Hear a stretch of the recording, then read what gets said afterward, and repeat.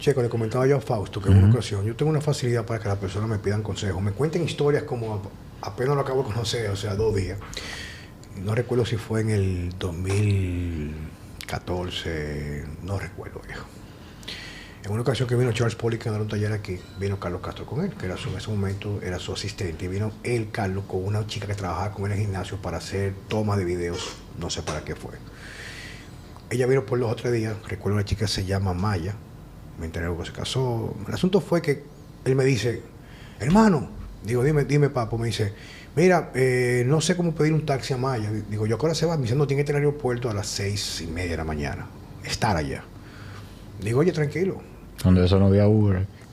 Yo creo o estaba empezando. Yo no recuerdo. Había creo que taxi, todavía no había Uber. Pero había taxi. Digo, oye, yo la voy a buscar. Y yo recojo a la muchacha, la monto en el carro, arrancamos esa hora, tú sabes, el típico cómo dormiste, te gustó lo que tuviste. El asunto fue que me habló algo de su relación, que estaba a punto de casarse, pero como que estaba indecisa, era algo así. Y yo soy muy bueno para dar consejos. A veces sí, a veces no. El asunto es que era un asunto como que ella no tenía, como que se estaba fijando mucho, que el tipo era muy que sí o qué, de la parte de las cosas positivas, pero también tiene cosas negativas como tiene todo el mundo. Y le digo yo a ella, cuando pasamos el puente, tú sabes que pasa la parte de las Américas, el túnel, ya cuando tú pasas el puente Juan Carlos, que es que te lleva después de la San Vicente, ya tú ves el océano a mano derecha. Te puedes imaginar lo majestuoso. Y más la gente que vive en Bogotá, en Colombia, que no hay océano. Y le digo, mira hacia el lado izquierdo, está hablando de las Américas. ¿Qué tú ves? Tú sabes lo que hay ahí, los arrabales, o sea, eso es feísimo. Horrible. La marginal. El tendido eléctrico, esos apartamentos a veces sin pintura, la cantidad de talleres o también dealer. Fotos de los políticos. O sea, es una vista bastante desagradable. Mira así, claro, por decencia no me va a decir, coño, qué ciudad más fea. Pero digo, mira a la derecha. Y hace mire, se queda varios segundos. Dice, wow, qué espectacular, qué hermoso es este país. Mira qué vista tiene. Digo yo, tú ves, así es la vida. La vida es la misma carretera. Pero tú puedes elegir en qué dirección tú vas a fijar. O hacia dónde tú vas a mirar. O sea, tú eliges día a día cómo tú quieres vivir. En el punto de vista del mindset, de cómo tú quieres abordar la vida. Porque la vida, como dice, hablamos Fausto y yo, que es como tú dices muchas veces, hicimos un poco de media hora que voy a hacerme un mejor poco que muchos años. Viejo, la vida, eso que te venden a ti, que la vida es perfecta, eso no existe, viejo. Y muchas veces, reitero, que lo había hablado con Fausto, no va a quedar tan igual como la primera vez, que inclusive lo había conversado con Marilyn en estos días. Digo yo, oye, cuando una persona, por ejemplo, y Fausto, que viene aquí a ilustrarnos sobre lo que él hace, la gente, por ejemplo, se sienta a orar, por ejemplo, o sienta a pedir algo a Dios o a quien decida, para no poner en este momento una tilde, una estampa, que tú pides hoy que te dé algo, salud, prosperidad, cuido, herramientas de sabiduría. Cuando tú despiertas al otro día de la mañana, ya he dado una oportunidad para tú poder hacer lo que tú estás pidiendo, porque estar vivo al otro día es el regalo más grande que hay, papo. Claro. Entonces, la gente se la pasa con un lamento. Digo yo, oye, tú puedes elegir siempre, en primer lugar, dar gracias porque tú amaneció el día para ti. Y utilicé el ejemplo, por ejemplo, de la muerte de mi papá hace 1 año y un par de meses. O sea, mi papá el día antes me llamó 3 veces. Oye, tú trabajas mucho, viejo. Vamos el domingo para Jarabacoa. Papi, estoy trabajando. Me llama a la media hora. Dime, papi. Oye, ¿qué tú decidiste? Oye, pregúntale a mami. Me llamó la 3ª vez. Oye, tu mamá me dijo que no. Tú sabes, llámala tú, que a ti te va a decir que sí. No hablamos más. El día siguiente me llamaron que estaba enfermo, emergencia. Papi falleció. Quiere decir, él tenía planes para el domingo. Murió al día siguiente. Entonces muchas veces nosotros perdemos el tiempo por no tener la capacidad de estar presentes. Bueno, yo pienso, volviendo un poco para atrás, que una de las principales causas de infelicidad de la gente, porque tú dijiste la vida no es perfecta, y es que la gente busca una vida perfecta, en vez de apreciar, que no quiere decir ¿cómo se dice? No quiere decirse conformismo, sino apreciar lo que tú tienes y disfrutar lo que tú tienes y disfrutar el proceso a conseguir otras cosas, aunque no ligando tu felicidad a conseguirla. ¿Entiendes? Claro. Y el preámbulo. Te lo voy a llevar al gimnasio. O sea, conseguir los resultados que uno quiere y que quizá uno nunca llegue a conseguir exactamente lo que quizá visualizamos cuando teníamos 18 años, porque a los 18 años yo quería ser como Arnold. Es un proceso, ¿verdad? Y si tú no disfrutas cada día, aún no viéndote como tú entiendes que tú quisieras ver, sino disfrutar el trabajo, el sacrificio, las cosas, eso le da un valor que si a los 18 años a mí me regalan el cuerpo, no lo a aprecio. los 2 días ya me aburrí. Pero mira, Es como si lo hubiese estado en la conversación. Una de las cosas que yo le decía a Juan Carlos era que la gente espera que tanto el trayecto como la meta estén llenos de florecitas y sea totalmente feliz. Pero el trayecto requiere disciplina, concentración, tiene retos.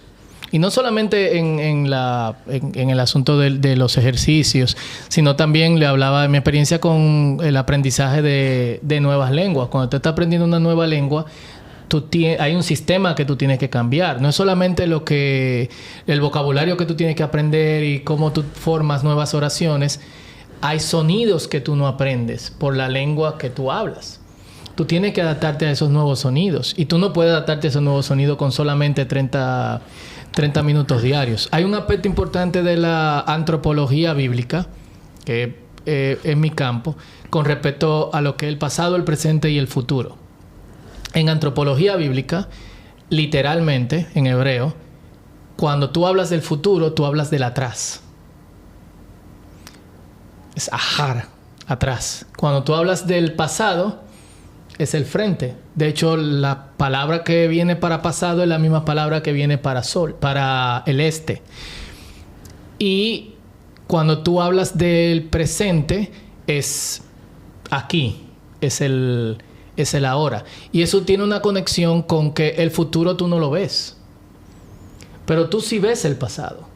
Y el pasado siempre está frente a ti. Como tú lo ves, está delante de ti. Está delante de ti. Lo que tú viviste. Está delante porque tú lo ves.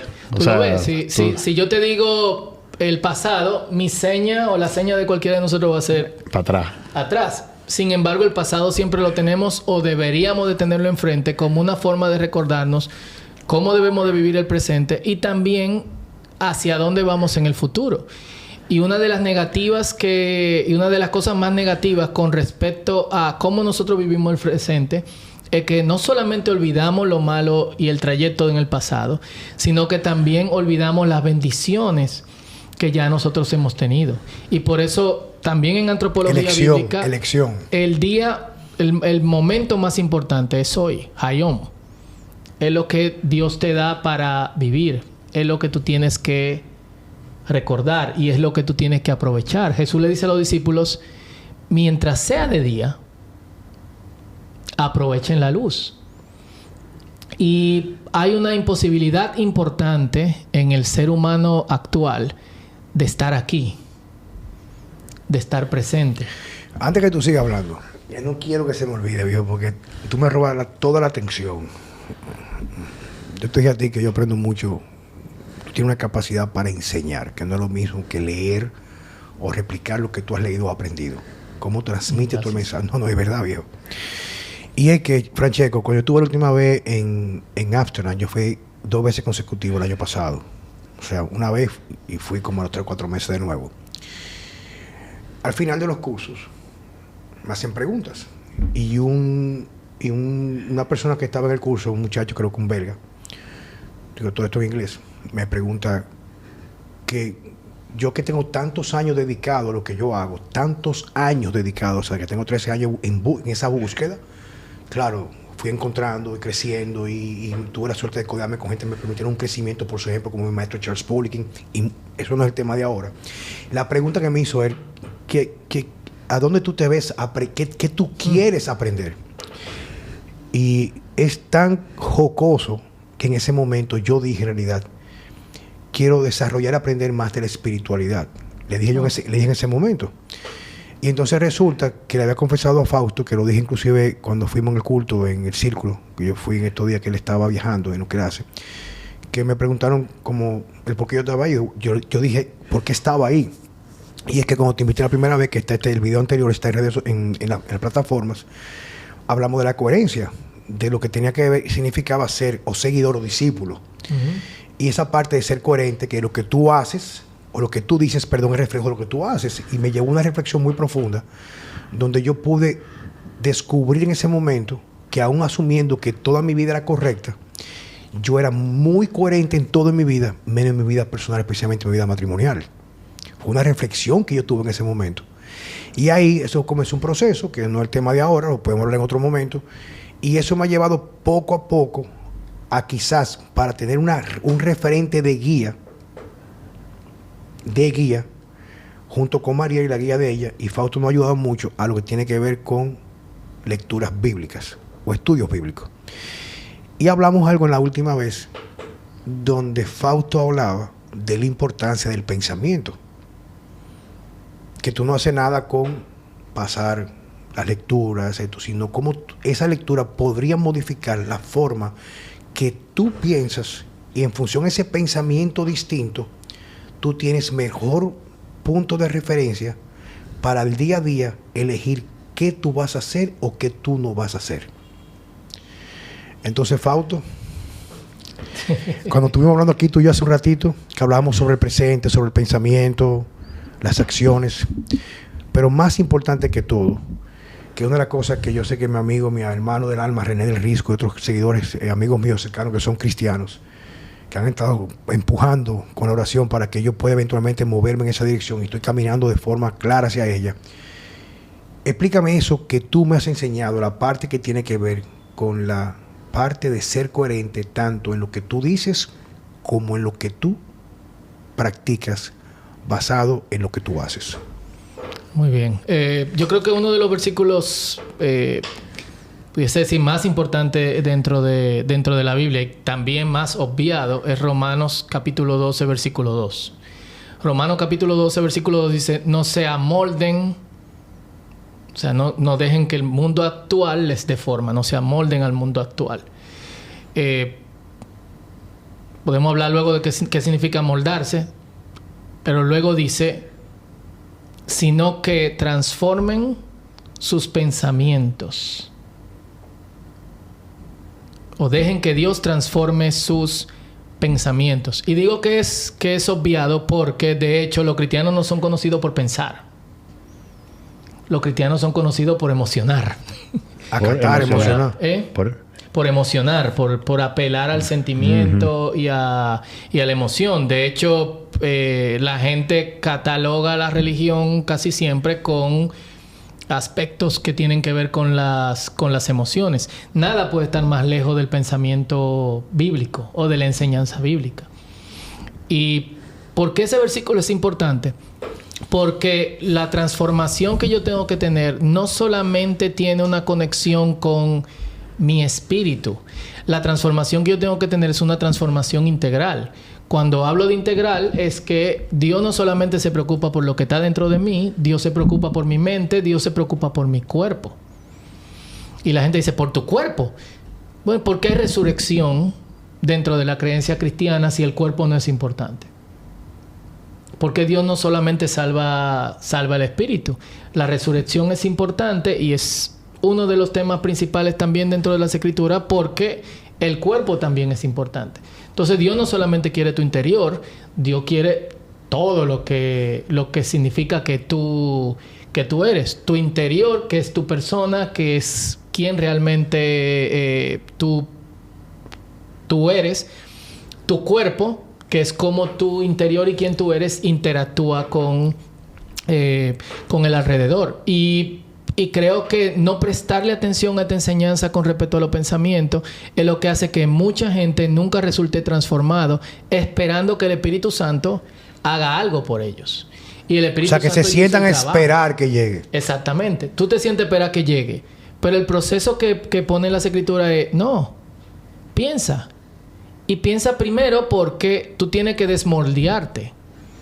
Hay una influencia que nosotros tenemos de lo que llamábamos el domingo, tú tuviste ahí, el montón, que es el pensamiento del mundo, que es la generalidad.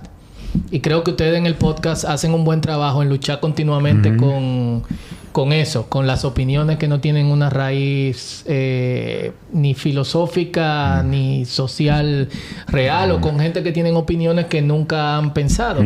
Es la generalidad. Y la invitación que nos hace la Biblia es a... Espérense. Ustedes se han dejado moldear hasta ahora por el pensamiento general. Suelten eso y empiecen a pensar de otra forma para que Dios transforme realmente sus vidas. Bueno, pero incluso te voy a hacer una pausa, Checo. Algo que yo he aprendido, pero fíjate que en el caso mío particular, que me considero una gente que a mí me gusta pensar, o sea, yo no dejo de pensar, yo todo lo cuestiono, viejo, ¿eh? Bien. O sea, que lo que te tiene fácil conmigo, porque todo lo cuestiono. Es que anteriormente, en este proceso que vino a través de la primera entrevista que te hice aquí en nuestro podcast, donde tú hablabas sobre la coherencia, el ser seguidor, qué significaba esto, ser buenos cristianos. Tú estabas aquí, Checo. Sí. Nosotros lo hablamos. Yo me di cuenta de que, así como tú lo dijiste en la última prédica el domingo pasado, de que no se podía querer estar bien con todo el mundo. Y una de las cosas que yo pude reconocer, que era un patrón de mi pensamiento, es que yo quería que todo el mundo... Yo quería estar bien con todo el mundo. Yo quería buscar forma, incluso cuando yo cometía algún error con alguien, enmendarlo, aún diciendo lo que no tenía que decir. O sea, que no tenía un marco de honestidad. Escucha esto. Y ahora resulta que incluso lo conversé con María, porque hablamos muchísimo de estos temas, ella y yo. Le decía, mira, hoy en día los demás me siguen importando. Claro que me importan los demás. Pero la salvación es individual y a cada quien le corresponde. Entonces, no es mi deber. Si tú me estás juzgando por mis malas acciones del pasado, no es mi deber hacerte cambiar. Ahora sí es el mío yo demostrarte que yo cambié. Claro. Pero no es mi deber tener que obligarte a que tú me veas completamente distinto. Ahora, si yo tengo un escalafón de orden, por ejemplo, Dios hacia abajo, quiere decir que nadie va a ser más importante que mi familia. Los demás lo son, pero hay un escalafón. Entonces quiere decir, como le digo yo a ella, yo le dije en inglés a ella, mira, porque había un tema de que quizás por mis malas acciones del pasado, personas que la amaban a ella, pues no me quieren. Digo, en verdad me importa eso, pero ahora mismo mi prioridad es yo terminar mi proceso y que tú entiendas que tú eres la más importante para mí. Eso implica que en términos buenos, no despectivos, I don't give a fuck about the people, what they think. Sure, digo yo, mi proceso es que a través, no de mi retórica, sino de mis acciones, no porque yo quiero que ellos cambien mi pensamiento, su pensamiento de mí, sino porque me interesa rescatar lo que tiene valor en mi vida. Si corresponde parte de ello, entonces me dirán que me entienden o que reconocen mi proceso. O sea, ¿me están entendiendo lo que estoy diciendo? O sea, sí, perfectamente. Que no es que yo lo estoy haciendo como yo hacía anteriormente las cosas para caer bien a los demás. ¿Me estás entendiendo? Perfectamente. O sea, anteriormente, viejo, era, no, espérate, o sea, coño, ¿qué va a pensar mal de mí? O sea, o hice una promesa, por ejemplo, a alguien de amor o una promesa de algo, y después me di cuenta que no era cierto, pero era incapaz de decir, mira, me equivoqué. Pero era más, no porque no quería decirlo, sino porque no quería quedar mal con la imagen que yo impregné de inicio. Y eso me llevó a un caos, porque es imposible estar bien con todo el mundo, viejo. Para que lo sepa, como o sea, no hay forma. O sea, no hay forma. Ya es difícil estar bien con uno mismo. Entonces tú tienes que comenzar con una prioridad. Empezando por ahí. Claro, que es primero. Y si no logro estar bien con esto, los demás tienen que esperar, viejo. Y yo creo que cuando tú pones las cosas en el orden correcto, eso pasa. Yo no creo que nosotros tengamos que invertir fuerzas en agradarle a todo el mundo. Especialmente porque, como dice Checo, en el primer nivel es difícil agradarme a mí mismo. Uno tiene lucha constante con diferentes niveles de la misma personalidad, con su físico, con su interior, con los pensamientos, con el entorno, con el estado, con el trabajo. También es difícil caerle bien a todo el mundo. Esto mismo que nosotros estamos diciendo aquí, hay gente que lo va a alabar y hay otra persona que va a decir ¿para qué carajo se está metiendo en eso? Pero te voy a decir una rápido, aprovechar esto. Quiero aprovechar para que la gente pueda reflexionar. Por ejemplo, mucho antes de yo traerte aquí al podcast, yo había traído un amigo mío que se llama René del Risco. Y hablamos sobre... bueno, y también traje a Cindy Cabrera y a Bernardo Fuentes, son una pareja de cristianos que yo lo he admirado mucho, hace mucho tiempo. E incluso, el año pasado, yo entrenaba con Checo hace 2 años, algo así. Y yo lo veo tan unido con unos hijos que dan gusto. O sea, ellos le hicieron homeschooling, inclusive como parejas, siendo los dos exitosos en sus áreas. Él se hizo responsable de mantener la familia en lo que ella, que era una dentista, trabajó, y una durísima, decidió una parte importante de su vida dedicárselo a la educación formal de sus hijos. Y esos niños, es una vaina que yo babeo, viejo. O sea, ve esa familia, cómo esos niños tienen una formación de respeto, o sea, cómo miran a los... O sea, parecen niños tallados a la vieja escuela, como dicen. ¿Qué pasa? Que cuando yo hablo de ese tipo de cosas, diciendo yo, que lo he dicho en varias ocasiones, que para lo que está aconteciendo en el mundo ahora mismo, la última frontera moral es el cristianismo. Es la última frontera moral. Porque ya el mal no se disfraza. Está a los ojos y la gente no lo quiere ver. O sea, eso es evidente, viejo. Entonces, que resulta que yo pongo algo y un tipo que me sigue, que amiguito mío, que nos vimos, nos saludamos y doy mi consulta, me dice, tú te dañaste ahora. Te dañaste. Te dañaste porque tú te estás yendo a la dogmatización de la religión. Y le digo yo, en ese momento le digo yo, viejo, lo único que yo sé, que esa gente que yo mencioné, tan más entera, más estructurada y más firme en su familia que cualquier otra persona, aunque aparente estarlo. Porque lo que tú ves arriba está abajo. Así mismo como se comportan Cindy, Bernardo, René, su esposa, que son mis referentes de familia, así tú ves sus hijos cómo se comportan, cómo son temerosos a Dios, que es lo que ellos merecían, la crianza que le dieron. Uh-huh. Entonces, ¿qué acontece? Ahora mismo tú no puedes competir con los medios. Por más que tú quieras, tus hijos tienen que salir al mundo. Claro. Y si tú no tienes la forma o la ventaja o las herramientas de conducta, de guía, para darle una base sólida, firme, tú lo mandas a la perdición, viejo. Claro. Entonces, y por eso es importante. Primero, 2 cosas. Tú ves cómo está formado el impensamiento de la gente, en el sentido de que piensa que lo único dogmático es la religión. No hay cuestión más dogmática que las ideologías que se están vendiendo en el mundo el día de hoy. Uh-huh. Son fanáticos, viejo. ¿Tú eres de eso o tú no lo eres? Son sectas. No que tú no eres, que tú eres... o sea, tú odias. O sea, si tú no estás de acuerdo con esto, tú me odias. ¿Entiendes? Que generalmente la religión, al menos que estemos hablando de casos muy extremos, no es así. O sea, el hecho de que alguien no sea cristiano no quiere decir que odia a los cristianos. O sea, un cristiano no dice, tú no eres cristiano, tú odias a Dios. ¿Tú me entiendes? O tú odias a los cristianos. Pero esta gente sí. O sea, si tú no estás de acuerdo con cualquier cosita, no con la idea en general, sino con cualquier cosita de lo que ellos plantean, tú eres homofóbico, tú eres antimachista. O tú eres derecho, tú eres izquierda. Tú eres de extrema derecha, porque... Eso es lo nuevo. Que tengo mucho cuidado con... De hecho, al vivir ciertas realidades políticas en otros países, ya tomo lo que dice la prensa con pincita. Y lo siguiente es que una cuestión importante para nosotros, cristianos o no, en el mundo en que estamos viviendo, es enseñar a nuestros hijos a pensar.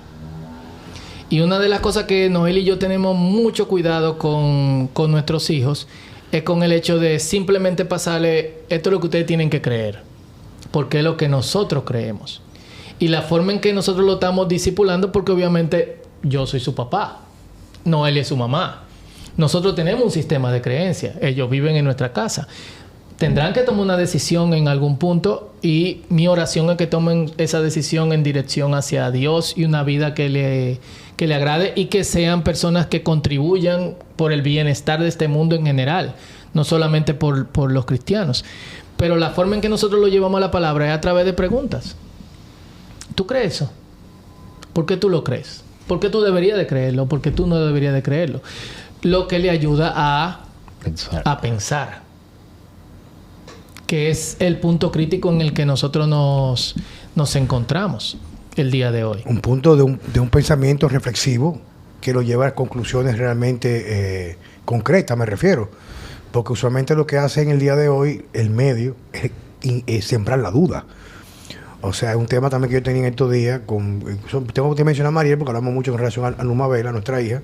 Y yo te agradezco, y quizá es la misma posición que tiene la audiencia, agradezco que tú seas abierto, de hecho, sobre tu vida de familia, de relación. Pero tenemos que ser coherentes. Tenemos que ser coherentes, porque ¿qué voy a enseñar? Yo no solamente puedo enseñar de cómo tener una vida con músculos funcionales y una salud metabólica. O sea, yo me he dado cuenta que la única forma de tú ser completo es que nada te esté faltando. Uh-huh.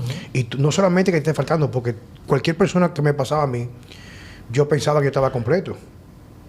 Hasta que yo me di cuenta que así como yo tenía abundancia en unos aspectos, estaba completamente vacío en otros, que era parte de mi familia. O sea, mi familia no era solamente la niña, o sea, y el consenso de Mariel, nosotros como equipo y yo como pareja.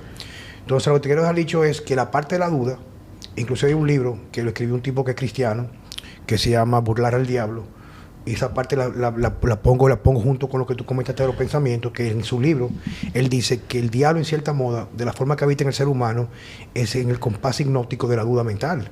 O sea, la duda de no tener claridad qué es. Entonces él te lleva al plano donde dice que la duda que te hace cometer los errores, cuando hay tanta claridad en la vida, lo que tenemos que hacer es lo que él llama el compás hipnótico, que es la forma que el diablo o el demonio habita en nuestro cerebro.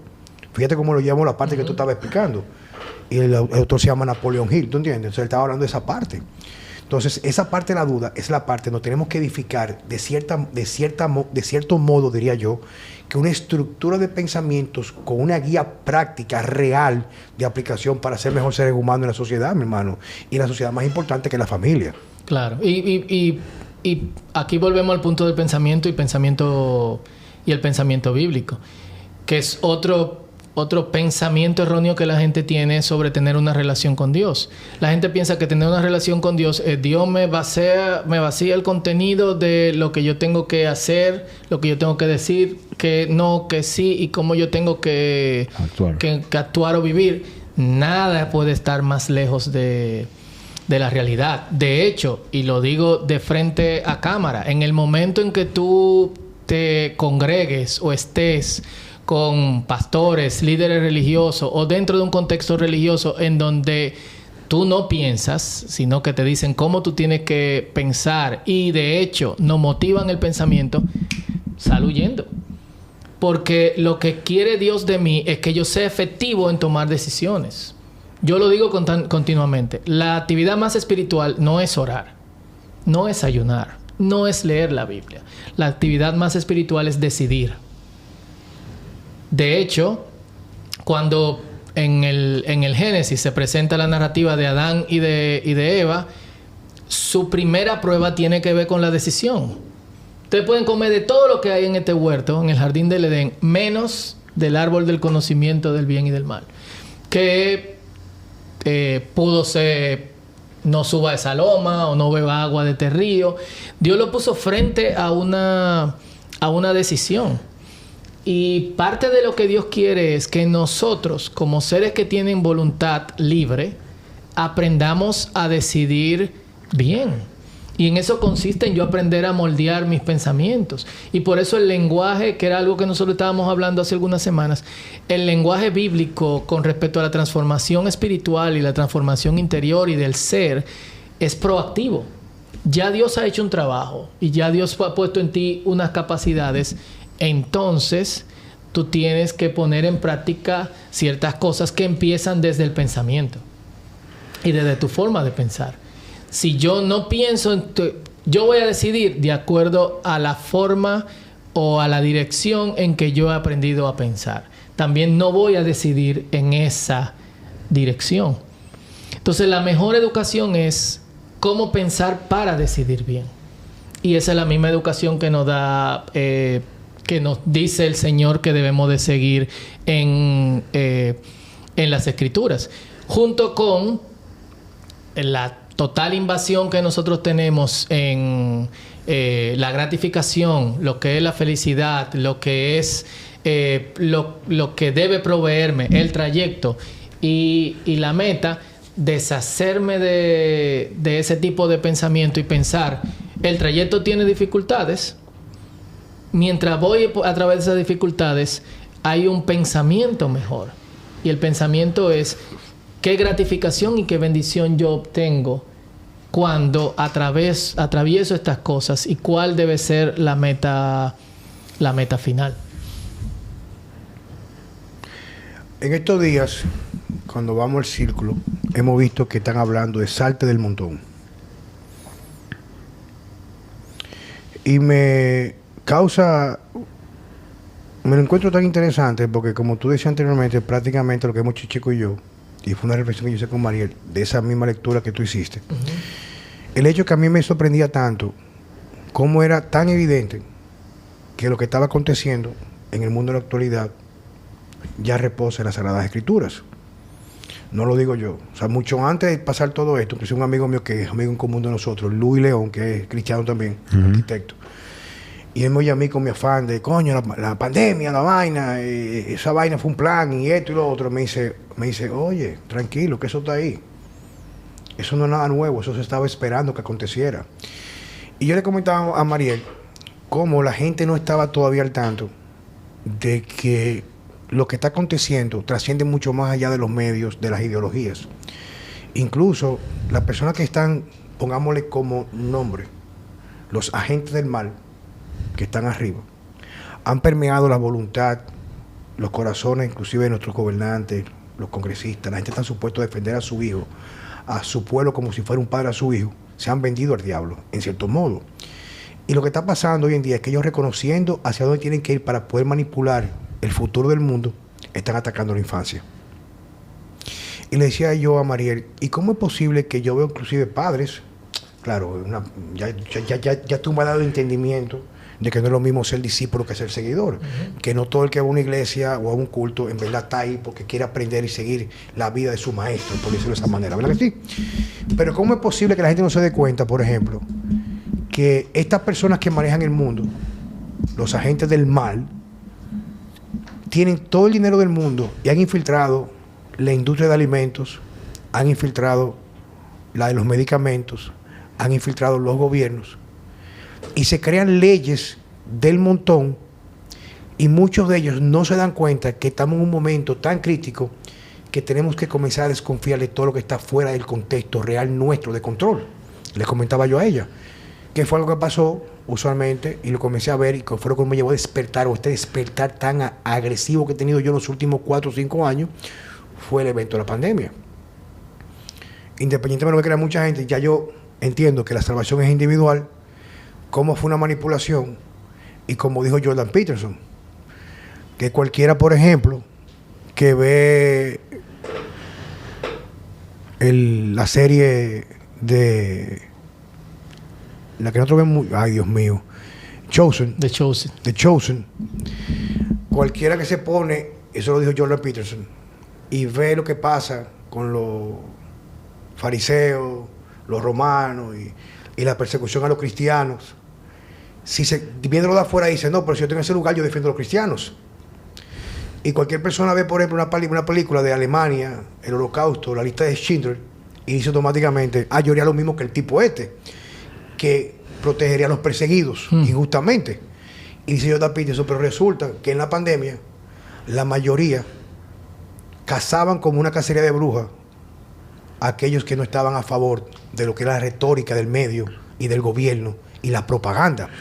Dice, es muy bueno decirlo de afuera, pero cuando te toca vivir, no eres capaz de ver mucho más allá. Como en muchos lugares, por ejemplo, muchos, inclusive influencers, le deseaban la muerte a quienes no se vacunaban.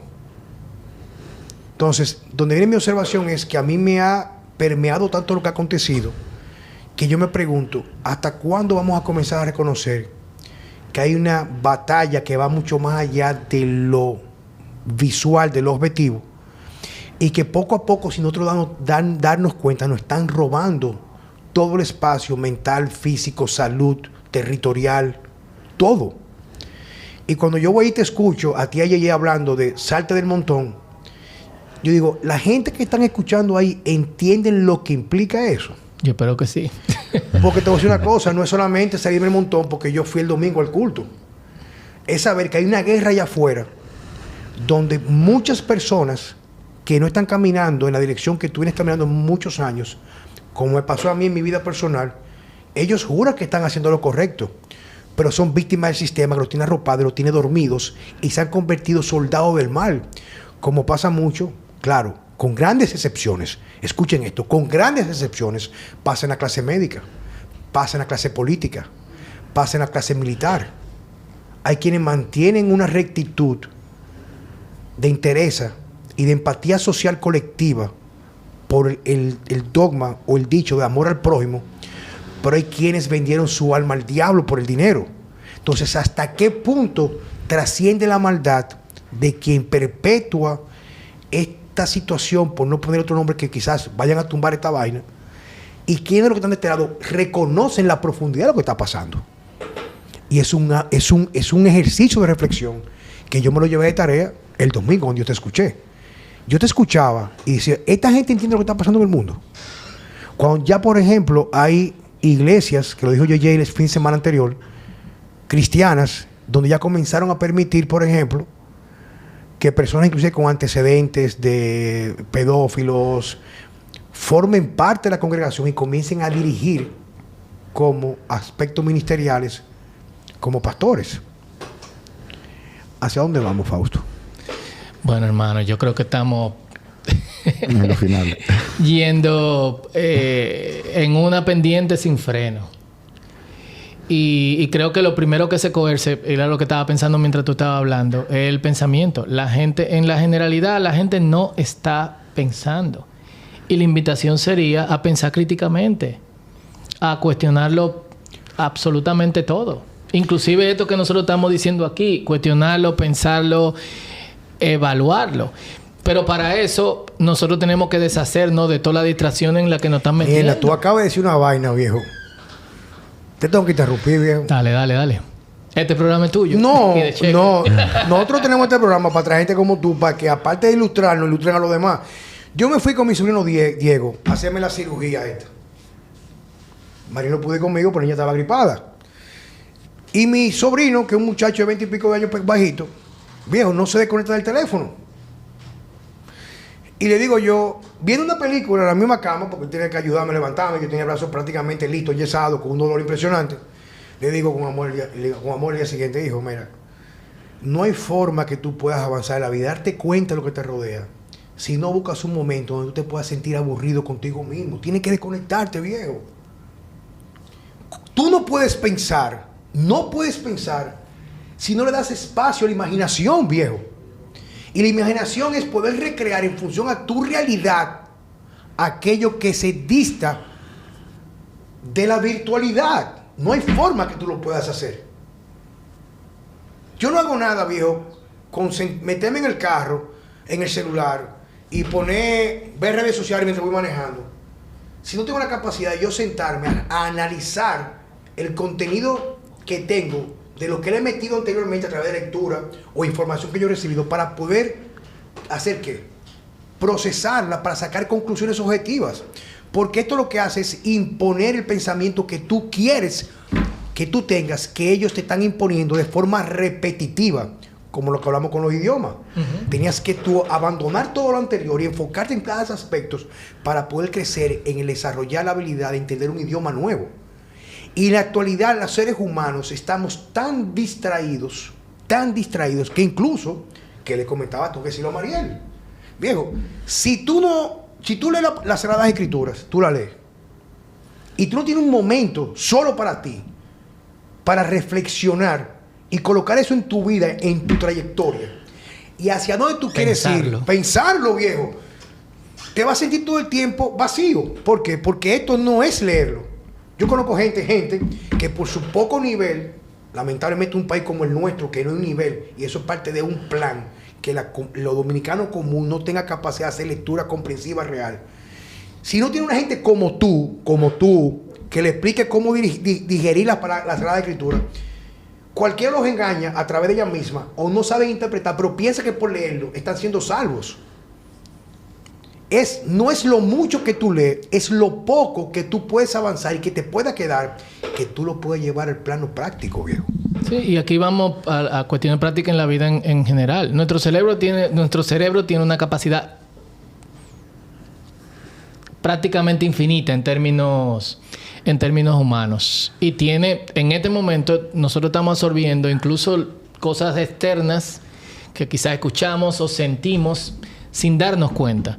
Pero también nosotros como seres humanos estamos diseñados para enfocarnos en un solo punto. Y una de las cosas que está haciendo el sistema es mantenernos distraídos.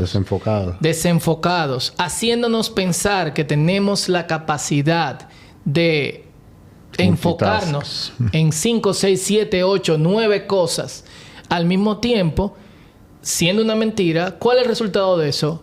Ansiedad. Porque lleva a nuestra mente, a nuestro espíritu en turbulencia. Es como el agua. Y que al final no hace nada bien. Exactamente. Es como el agua. Tú tienes aguas tranquilas, tú tienes el agua movida, pero también tú tienes un agua en continuo movimiento. De esa forma, nosotros tenemos que aprender a sacar y enfocar en una sola cosa a la vez. Enfocarnos en una sola cosa a la vez. Vaya sorpresa. Nos están enseñando a que enfocarse en una sola cosa a la vez es una pérdida de tiempo. Y ahí vamos a la presencia. La incapacidad de las personas de estar en este lugar. Y yo le decía a Juan Carlos ahorita cuando hablábamos, antes de que tú llegaras, que incluso usamos frases locativas para responder a cómo estamos. ¿Cómo tú estás? Aquí, pero tú no estás aquí. Cuando tú me dices que tú estás aquí, significa que tú no estás bien. Y segundo, que tú no estás aquí. ¿Cómo estás? Ahí. ¿Dónde ahí? Aquí, allá. Realmente ahí es más honesto porque significa que realmente tú me estás diciendo que tú no estás realmente aquí. Y le quitamos a esto, a la relación con mi prójimo, con mis hijos, con mi esposa, con mis amigos, con mis compañeros de trabajo, con mis estudiantes o con mis profesores, la bendición de tenerme por completo. En este momento hay esposas, esposos, hijos que están siendo entrenados por su propia familia ahí en esa misma dirección, no diciéndoselo. Yo no creo que los padres quieran que los hijos estén distraídos, pero si tú estás todo el tiempo con un teléfono y en distracción, ¿qué tú le estás enseñando a tus hijos? Que me pasa, viejo. Y Checo es muy bueno en ese tipo de cosas. Lo hemos conversado él y yo. Yo he tenido padres que me llevan a sus hijos por obesidad, pero los padres están gordos. Y digo, pero su hijo, ¿con qué tarjeta de crédito compra la comida? O sea, él come lo que tiene en la casa. Y hay comida que está diseñada que tiene un efecto adictivo. Tú le pones un adicto, mi hermano, una raya de cocaína y un plato de comida, claro que no va a querer comer, viejo. Tú le pones a un niño en su casa galletica de Oreo, vaina adictiva, no va a querer comida. La despensa llena de disparate. Entonces, aparte, eso aplica también con la comunicación. Tú ves la carne de campaña que hay en redes sociales, en cuentas que son muy informativas y con carácter científico, dicen, señores, un niño en realidad no debe tener un celular, viejo. Pero el problema no es el celular, es que el papá lo tiene en la mano. Claro. Entonces, si yo tengo a Numa Vera brincando, jodiendo ahí, llamando la atención, yo estoy aquí fajado, ella quiere saber, pues ella no sabe lo que es esto, ella sabe que es una vaina que es mucho más importante que ella, viejo. Y que yo prefiero estar aquí, ella quiere un poquito de eso. Ah, no, porque yo soy adulto. No, papo, eso no trabaja así. O sea, lo que ella ve aquí, lo quiere para ella también. Y fíjate como estos días, como yo le solté mucho el teléfono en la casa, casi no lo estoy cogiendo, cuando llego a la casa, y me la paso con un libro y un resaltador. En estos días cogí una revista y cogí un resaltador para rayar. ¿Para qué? Para hacer lo que yo estoy haciendo. Claro, porque te imitando. Me está imitando. Entonces, no es lo que yo quiero que el niño haga. ¿Qué yo tengo que hacer para yo ser un ejemplo de ese niño? Porque son prácticamente esponjas que absorben. Y eso fue lo que te comenté yo hace un ratito, de que hay una campaña hoy en día a través de los medios y la hiperconectividad, que si nosotros nos ponemos adelante con un criterio de formación, con fundamentos sólidos reales para formar nuestros hijos, prácticamente lo estamos tirando al mundo para ser absorbido por el mal. Entonces, como tú dices, son elecciones. La gente tiene que aprender a elegir. Si en el camino de la vida, digamos la América, camino para el aeropuerto, tú eliges mirar hacia dónde. Hacia el horizonte imponente del lado derecho, sureste franco, o miras hacia el noreste, los arrabales del desorden en el cual vivimos nosotros. Al fin y al cabo, ¿qué es? La misma camino, la misma carretera, te va a llevar a diferentes destinos, pero tú eliges cómo tú vas a vivir a través de elecciones que tú hagas día a día. Una última cosa, Fausto, papo. Una persona cualquiera, por ejemplo, que fue lo que me llevó a mí en cierto proceso, que quiera comenzar a entender o incursionar, como te dije la primera vez, yo quiero conocer primero qué es. ¿Cuál sería el paso correcto por una persona, por ejemplo, Checo, que es un tipo muy leído, por ejemplo, que a lo mejor él quiera conocer, digamos, no para salir a cazar hombres, como lo dijo Jesús a sus 2 primeros discípulos, que quiera conocer algo de todo esto? ¿Cuál sería el paso primario? Bueno, yo creo que las enseñanzas de Jesús están claras en las Escrituras. Obviamente, yo aconsejo siempre empezar por el Sermón del Monte, que fue como empezamos nuestra conversación. Eso me dio a mí in the mother, mi hermano. Como dicen por ahí. Que son los capítulos Mateo, el Evangelio de Mateo, de los capítulos 5 al capítulo 7. Creo que eso tiene la centralidad de lo que significa seguir a Jesús. ¿Cuáles son las enseñanzas a Jesús? Y pasajes importantes como Filipenses capítulo 4, que lo conversábamos hace un ratito.